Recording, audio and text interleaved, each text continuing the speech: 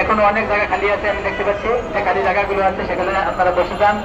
আপনারা, আমি দেখতে পাচ্ছি অনেকে এখনো দাঁড়িয়ে আছেন, রাস্তায় দাঁড়িয়ে আছেন। যারা রাস্তায় আছেন তারা আমাদের যে খালি জায়গাগুলো আছে সেখানে বসে যান। আমাদের পরবর্তী কর্মসূচি শুরু হতে যাচ্ছে। আমরা প্রতিবন্ধী বিদ্যালয়ের শিক্ষক, আমরা সুশৃঙ্খল। আমরা ইতিমধ্যে আজকে 15টি দিন এখানে অতিবাহিত করছি। আমাদের আইন শৃঙ্খলা বাহিনী এবং আমাদের যারা শুভাকাঙ্ক্ষী এবং এই এর সাথে যারা সংশ্লিষ্ট আছেন সকলেই জানেন আমরা কতটুকু সুশৃঙ্খল। আমরা এখানে এইখান থেকে আমাদের প্রজ্ঞাপন এবং এমপিও স্বীকৃতির প্রজ্ঞাপন আমাদেরকে দিয়ে আমাদেরকে বিদায় করবেন।